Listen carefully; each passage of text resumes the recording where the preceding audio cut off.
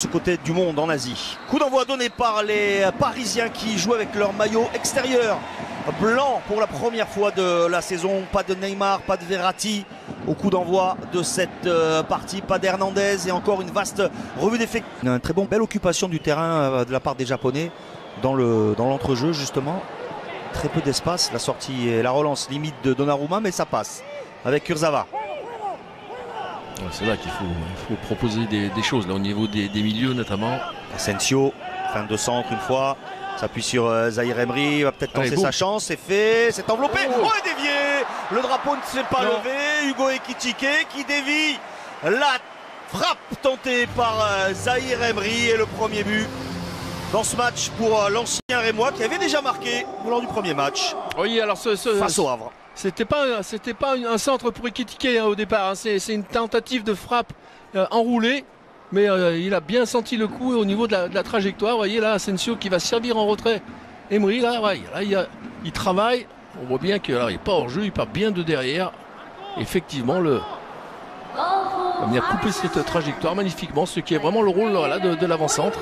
Ce qui manquait peut-être sur le premier match. Vous voyez, le ballon est travaillé, alors il est un peu entre les deux, il était cadré hein, quand même je pense. Hein. Mais il avait tenté ce ballon enroulé. Et derrière, très très bonne lecture de la trajectoire. Il y a cru, il est parti dans le dos de la défense. C'est exactement ce type d'enchaînement dont on parlait, hein, qu'il a manqué sur le premier match. Là on a vu un ballon qui est arrivé sur un côté, sur un couloir, Asensio, derrière le soutien d'Emery pour venir finir sur un véritable avant-centre, en tout cas un véritable attaquant dans l'axe qui est venu couper ce ballon. Connaissance du positionnement du déplacement de l'un et de l'autre, on compense, on sait qu'il va se déplacer de telle façon, donc on adapte son déplacement à la connaissance qu'on a de son partenaire et pour l'instant ils ne l'ont pas évidemment. Et d'où ce que ça flotte, vous voyez, encore une fois voilà, ici. Il se gêne, Skriniar et Danilo, ça peut profiter à Krou et l'égalisation de Jordi Krou après cette hésitation des défenseurs centraux du Paris Saint-Germain. Danilo et Skriniar, manque de communication, parler de cette complémentarité qui va arriver évidemment à force de jouer, de s'entraîner ensemble. Là, le manque de communication est évident et l'erreur profite aux Belges. Jordi Krou qui égalise. Oui, alors que c'est sur un long dégagement du gardien. Vous voyez, ça doit absolument pas arriver. C'est sûr que bon, dans quelques matchs, je pense que ça n'arrivera plus. Mais c'est quand même, il faut vite régler ces situations-là. Ah, il a bien joué le coup à Krou là, parce qu'il va aller sur le côté pour être sûr de s'écarter et des tacles de Marquinhos et de Skriniar et de la possibilité pour Donnarumma d'aller fermer son angle. Mais on l'avait déjà noté, hein. C'est pour ça que j'étais juste en train de le rappeler, Eric, par rapport à ça, sur le premier match. Il y avait des moments où ça flottait. Hein. Souvenez-vous, Cristiano Ronaldo, une ou deux fois, il aurait pu marquer, notamment avec une reprise de volée avec l'extérieur du pied, où il avait totalement été oublié.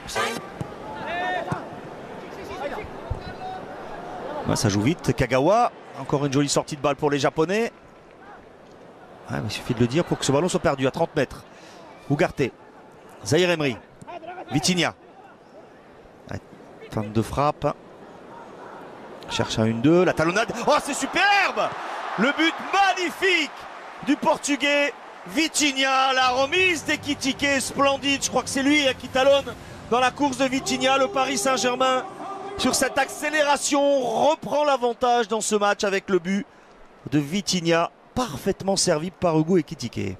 Oui, mais c'est ce qui, encore une fois, donne de l'eau à notre moulin sur l'idée du jeu vers l'avant. Vous voyez, cette fois, Vitinha, voilà, là, il cherche, il élimine déjà et il va chercher le relais. Après, évidemment, il y a toute la qualité technique d'échange de Vitinha. Et évidemment, cette superbe talonnade d'Ekitike, voilà, ici.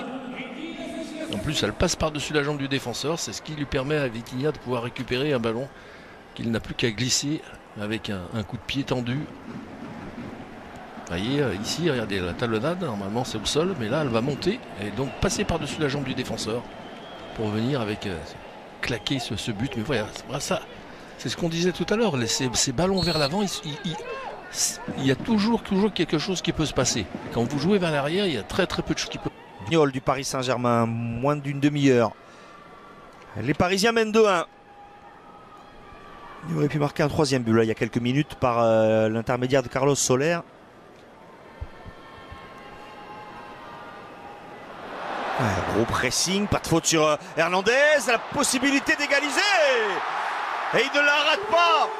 Il ne la rate pas, Sota Kitano, qui était très en vue depuis son entrée en jeu, avec Hernandez qui reste au sol, touché peut-être dans cette récupération en tout cas. Ouais, elle me semblait l'ancien du Bayern estime avoir subi une faute. Ouais, oui, je pense qu'il sur ce ballon-là donné en retrait, il va tenter le dribble ici. Ouais, pas tant que ça. Et derrière, quel bon ballon qu'il adresse.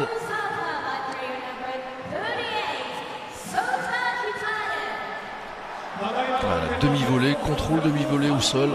Donnarumma, là, cette fois, il n'a pas le temps de se mettre au sol. Le voit Kitano, là, ping, demi-volée très sèche.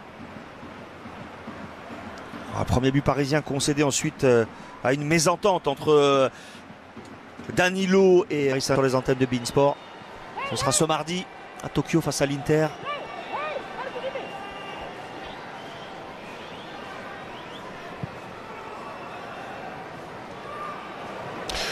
Ouais, faute. Ouais, faute, ouais, elle n'est pas sifflée. Mais Ikuma en retrait avec Kagawa, la frappe de Kagawa. Le héros du Cerezo Osaka, Shinji Kagawa, qui permet aux Japonais de mener 3-2. Le masque pour Navas, pour Neymar et pour Marquinhos.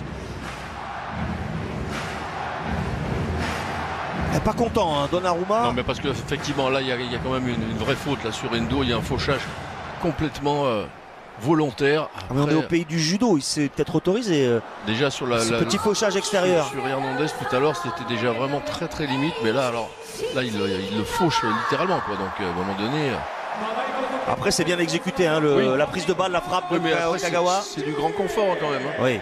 Il n'y a personne. Donnarumma, en plus, il est en train de réclamer la faute. Donc, il est en retard. Verratti, lui aussi, il est surpris que ça ne soit pas sifflé. Donc, petite seconde de retard. Tout ça ajouté les unes aux autres. Évidemment, derrière, le geste est très beau, hein, de Kagawa là-dessus.